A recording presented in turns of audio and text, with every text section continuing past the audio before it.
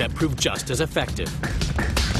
As the Americans conducted their island hopping campaign against the Japanese, they were confounded by the heavily protected bunkers and pillboxes which they found on most of the islands. Without access to heavy artillery, the U.S. Army needed a way to flush out and destroy the enemy. The answer: flamethrowers.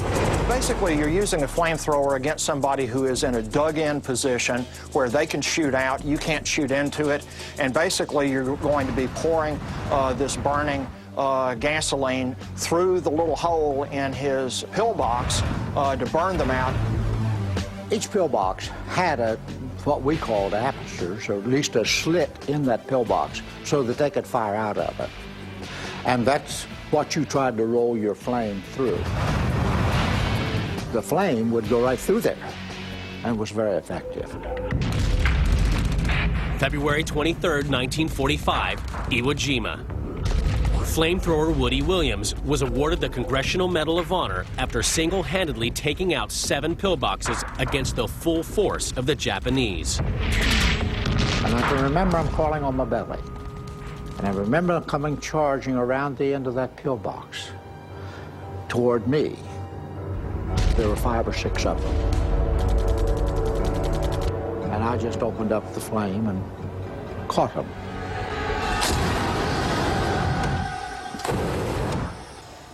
It was just like they went from real fast running to real slow motion. But by getting rid of those 7 pillboxes, that opened up a hole, so we got through.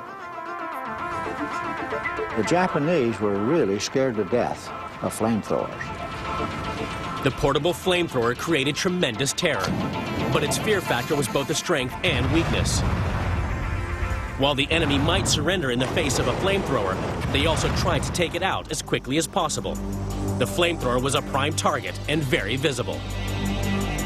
The average life of a flamethrower was 5 minutes, because he was a target that the Japanese wanted to get rid of very badly. The flamethrower had other limitations. Flamethrower's heavy, it doesn't carry a lot of fuel, it's only a few seconds of burn. It's a tool in the inventory. It's very useful in the situations where it works well, but it has distinct limitations. The small portable flamethrower had a limited range of 20 yards, which added to the risk for the operator. The small tanks also meant that they could carry only several gallons of fuel.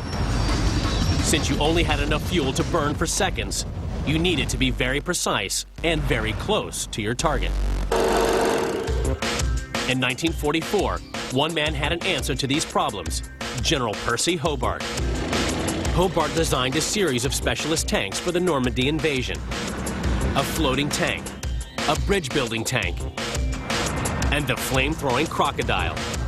They were nicknamed the Funnies, but you'd never smile at this crocodile. The crocodile took the British Churchill tank and replaced its whole machine gun with a flamethrower. A huge fuel tank was then placed in a trailer behind it, so that the vulnerable fuel supply was kept separate from the tank operators. The crocodile tank, which was a British modified tank, was designed to go up against very well dug-in German pillboxes on the Normandy coast and pump large quantities of flammable material into them and light it on fire. If you're up against a big chunky German pillbox, you just ruck up in your crocodile tank and you pour fire into her until everybody's dead.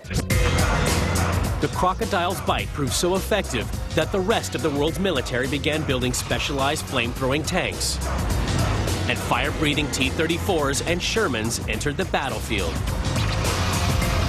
With hundreds of gallons of fuel on board, they could rain down fire over rivers, through tree lines, and into buildings. They could shoot anywhere from 200 to 285 yards with a thickened fuel.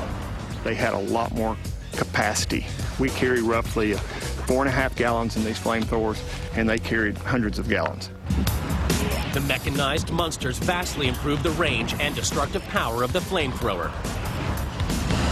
Shot from a flamethrower, fire could burn out an enemy from the deepest cave, trench, or bunker.